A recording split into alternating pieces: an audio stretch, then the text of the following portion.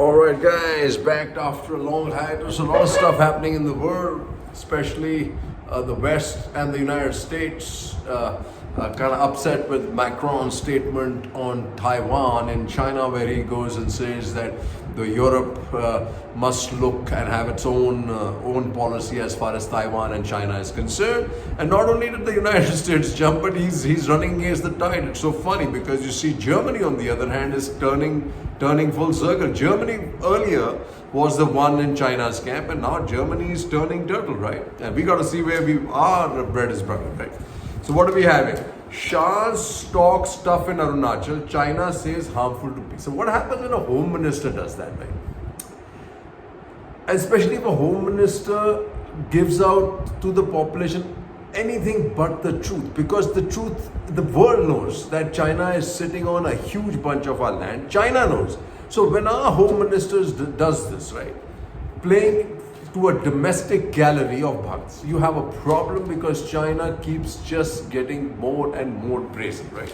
Here again, no one can encroach on even an inch of land HM in Arunachal. China objects to Amit Shah's visit. India and Vietnam discuss China's aggression. Like I said, we've given them a big pass, right? Here we have India to host maiden global Buddhist meet next week. Now, this is an important encirclement through religion and culture. The problem is, are we serious about this? That's the important part here. If you're not serious about it, we have an issue, right? We really do have an issue, right? If we don't take this seriously. India to host mega Buddhism meet this week for SCO nations.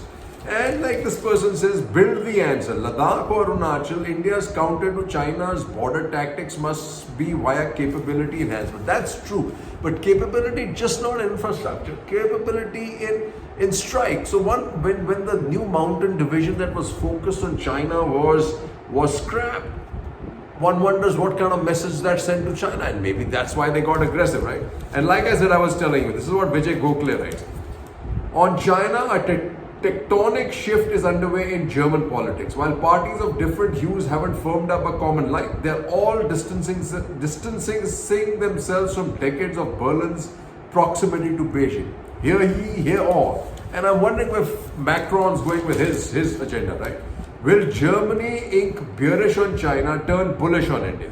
Family-owned cutting-edge German business, increasingly skeptical of Beijing's policies, would view New Delhi more positively, but for the fear of Indian local bureaucracy. That is absolutely true, right? And here's when we are running into all kinds of contradiction. India non-committal as Ukraine seeks invite for Zelensky for G20 summit. Zelensky writes to PM, India considers request for aid. This is medical aid.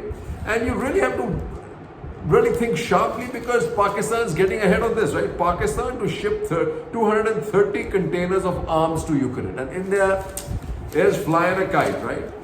And this is the other place for India's encirclement of China. In a message to China on debt crisis, FM lists clear principles on restructuring. China says drills around Taiwan a warning. Taipei gets it to reduce airspace restriction.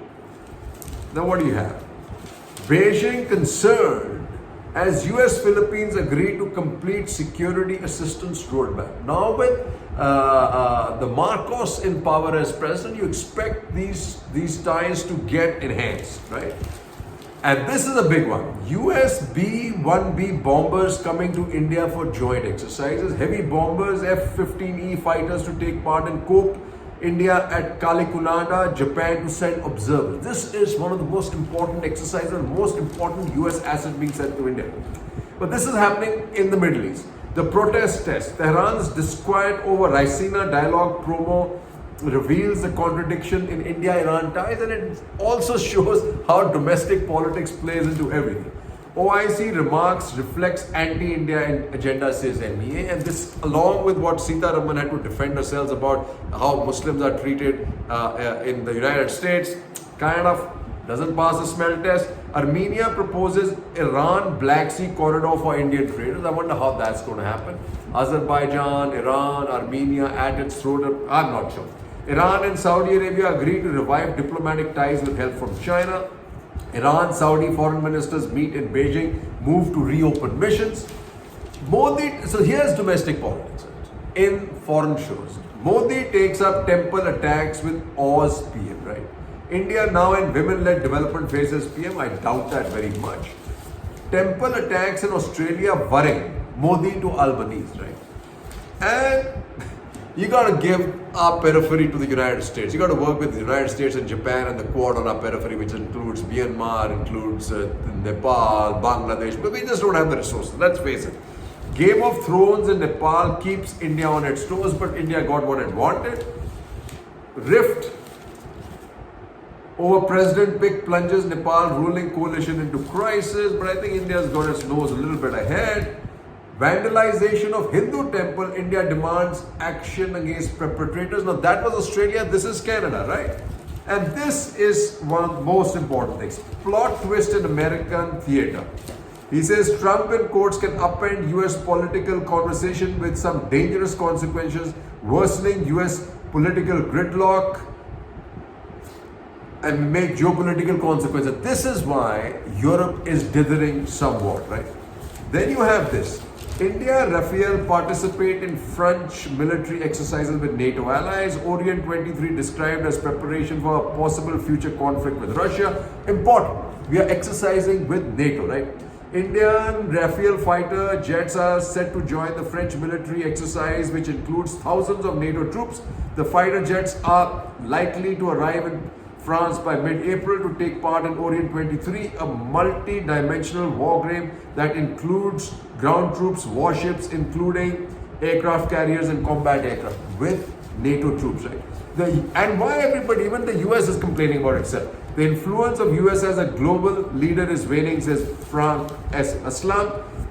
Many are convinced that as US influence shrinks gradually, China is poised to take over some of the roles historically performed by Washington, D.C. To sum up, there is no conclusive evidence, but the influence of the US as a leader internationally appears to be on the wane. Will China replace the US in the leadership position? Time and what transpires over the next decade or so in the US, in China, and around the world will shape the story. Absolutely right. And then he says, NATO expansion will end up shaping India's policy. He says, in a move that will have a significant bearing on the growing global order, Finland on Tuesday joined the North Atlantic Treaty as the 31st member, Finnish President suggested. The Russian invasion of Ukraine has given a new sense of purpose to an alliance that even 5 years ago was seen as a relic of the past, right? It says in one fell swoop, Russian aggression has managed to unite the West and forced it to relook their post-World War II security posture. Even for a nation such as Germany, this has been a turning point in a strategic outlook. For Russia, that has meant an ever closer embrace of China and not as an equal. In its recently released foreign policy strategy, Russia identified China and India as its main allies and on the global stage, while giving priority to the elimination of vestiges of the dominance of the United States. The Moscow-Beijing itinerary is causing consternation in New Delhi, and defense ties, the mainstay of the Indian-Russian bilateral relationship, are under strain, with the Indian Air Force publicly stating that Moscow is unable to fulfill its commitment to provide India's military with essential defense supplies due to the Ukraine war. India will do its best to keep ties with Russia on the even keel, but underlying realities are changing rapidly as New Delhi looks to alternative source of military supplies, even as it doubles down on strengthening its defense manufacturing base. The expansion of NATO and bolstering of its structure is causing ripples in national capitals across the world. India's relationships with Russia are also feeling the heat. New Delhi will be hoping for the best, but it should be prepared for the worst. Absolutely right. Old friends in new times. What does it say? Manufacturing and green business from core of Indian sweet ties. It says we have the opportunity for even closer ties. Having the European Union presidency, Sweden is one of the strongest proponents of the free trade between the EU and India. It would be a game changer for our economic and industrial exchange, and its positive impact would be especially notable in cities like Pune with a strong Swedish company president. Sweden may be the next person in NATO, right? And what do you have then? India plans to host meeting of security advisors from the SCO, which kind of sounds kind of strange, never really worked. Then you have what do you have? This US guided missile sub deployed in the Middle East. Then you have Malaysia will protect rights in South China Sea along with Philippines. They're getting in. Israel starts calling up reservists after deadly attack, claims 3 Middle East in trouble, right? China flies 71 aircraft across Taiwan Straits median line. India, Bangladesh, Japan to hold connectivity meet in Tripura. Like I said, the periphery should be given to Japan and the United States. India snubs China and Pakistan fixes G20 meet in Srinagar. This is important, as important as the G20 meeting in Arunachal. And some countries use COVID lifesavers as weapons, says PM, but I'm not sure what message he's trying to send and to who.